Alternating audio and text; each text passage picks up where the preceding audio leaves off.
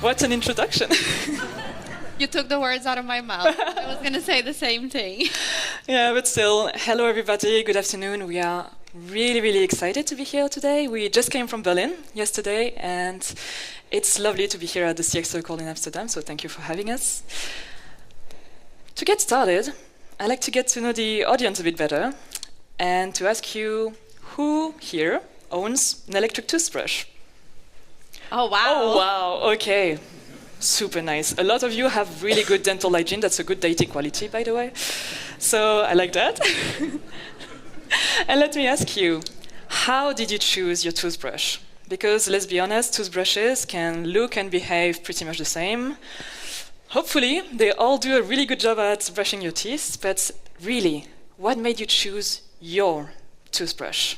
Carla, sorry to interrupt, we do sell something else that vibrates, but what are we talking about here?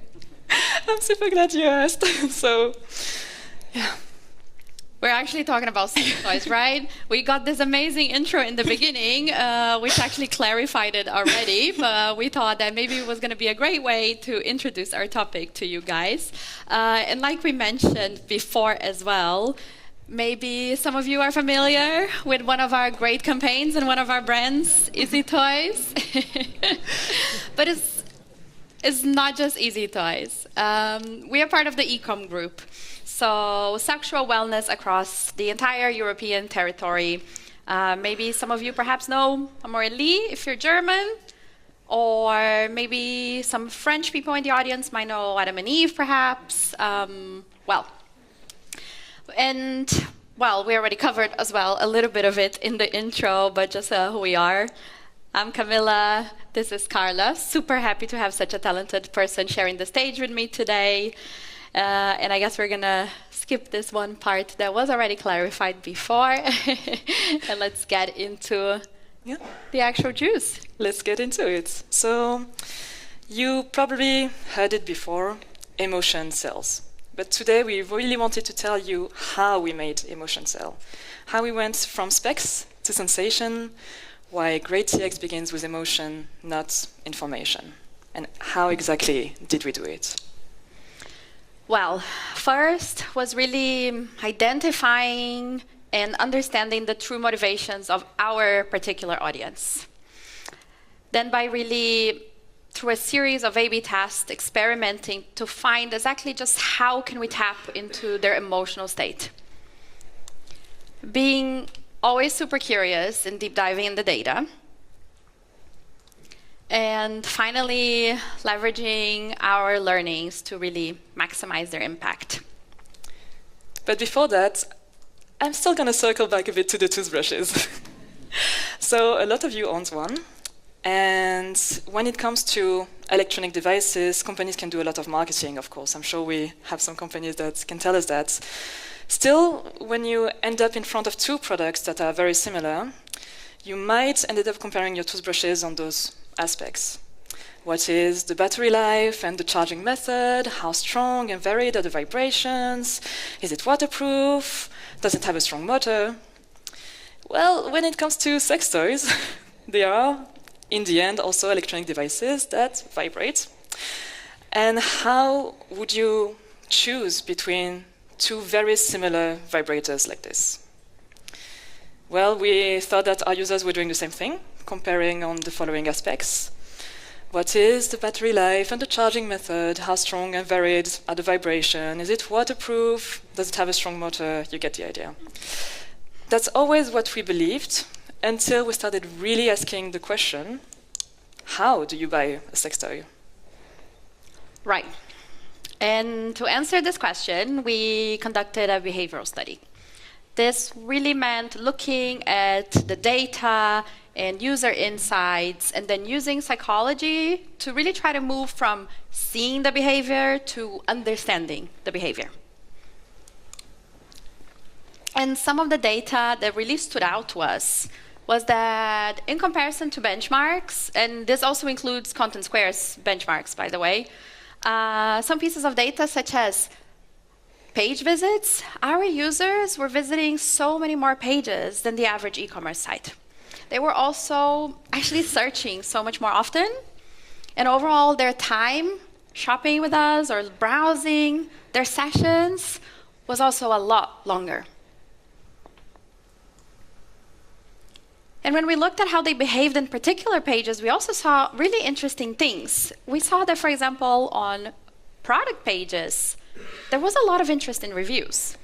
Maybe you cannot tell from this really tiny slide, right? This screenshot, but this is a screenshot of our product page. I'll tell you what you are seeing here is a very typical structure of a product page. Image gallery, add to cart button, you guys know the drill. At the bottom, we have our reviews, right? Despite those pages being so long and they're requiring so much effort from our users, 25% of them were reaching the bottom. And the data showed us that they really spent a particularly large amount of time on those pages. We assumed actually reading several of those reviews. And when we went to look what are people telling us through user surveys, we noticed that when we asked them, what is your reason for visiting us? 30% of them said, treat myself. 23% said to find new inspiration. 16% wanted to find a gift, but only 10% said to buy a specific product. And then turning data into insights. This is a super important part of our process. This was really taking what are users telling us, how well does it match their actual behavior, right? And then using psychology to analyze their behavior. Those metrics that I mentioned before start to make a lot of sense. This visiting so many pages, searching so many different things, but overall just spending a really long time with us, it suggests that they were in an exploratory mindset. Our users were more inclined towards playfulness, and overall they were looking for inspiration. So, meet who we now call the pleasure shoppers. They are the users that are looking for pleasurable experiences, and they're driven by emotion. And when you think about it, their particular high interest in reviews, it makes a lot of sense, because reviews, they do exactly that. They highlight the experience of others. But Cami, how do we please the pleasure shoppers? Well, that's when we move into testing. We went and experimented a lot, and we tried to find what is the right way to tap into their emotional state. And this is one of the first things that we did. Over here, you see the control version. So this is the same sort of screenshot that you saw before, but just a little bit bigger. Now, you don't see any reviews right away. Users had to scroll all the way to the bottom to see them. In a first test, we wanted to highlight the first sentence of a review with a little button that said that would jumpstart them to actually read the entire review or read other reviews if they choose to do so. The setup here is also really worth mentioning. Reviews can be quite long. We took just the first sentence, right? And how did we pick these reviews?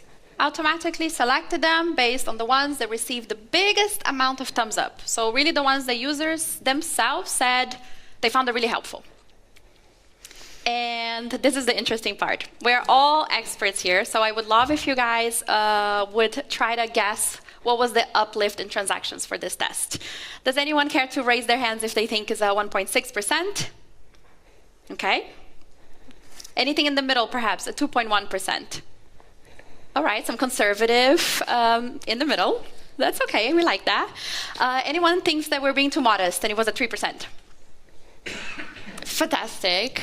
I'm going to ask you to help me one more time, and please help me applaud for the people that selected 3%. Please, let's hear it for everybody. Thank you so much for participating. 3% is actually not correct. That is not the right answer. No, but coincidentally, 3% is the amount of respondents from our sex report who have done it in an airplane. Thank you so much for participating, because in reality, this test was a loser, and a horrible one. It was really sore. It was a minus 3.6% downlift in transactions. That really hurt. Yeah. It stings a bit to have a loser, but I mean, in UX it happens. It's only an opportunity to learn, to be curious, to dive a bit deeper in the data, and to really see what's going on. So what does the data tell us for this test? Transactions went down, but other metrics went up. The clicks to go to the reviews increased by 350%. Amazing. And although time on page was already really high, we saw that, it still increased in the variant. So this means that people wanted to read the reviews, maybe the one that was highlighted, and they also spent more time doing so. And yet, they still didn't convert. Why not? Well, we went even deeper and looked at the performances of individual products, and we saw that not all reviews performed the same. For example, this was one of the highlighted reviews. After much consideration, I decided to buy an automatic masturbator because it was on sale. After a day of waiting, and cut because the review was long. And I see you are very bored, I am too. This decreased purchases by 23% on this one product. And reviews that had a similar pattern, that were talking about rational concerns, technical specs, that had mentions of delivery, anything that was even slightly as negative, that was a downlift on the product it was highlighted on.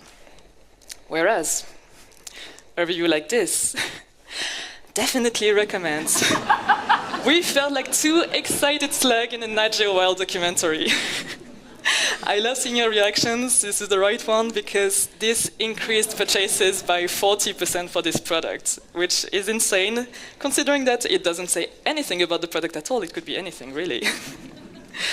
But another pattern emerged, of course, that reviews that talked about sensations, about feelings, that put you into a story in which you were using the product, really were much more positive in this test. Because for our users, for our pleasure shoppers, it's all about feeling, really. So we tested again. Same prominent placement, because we saw it was interesting, but this time hand-picking the reviews following the patterns that we saw earlier.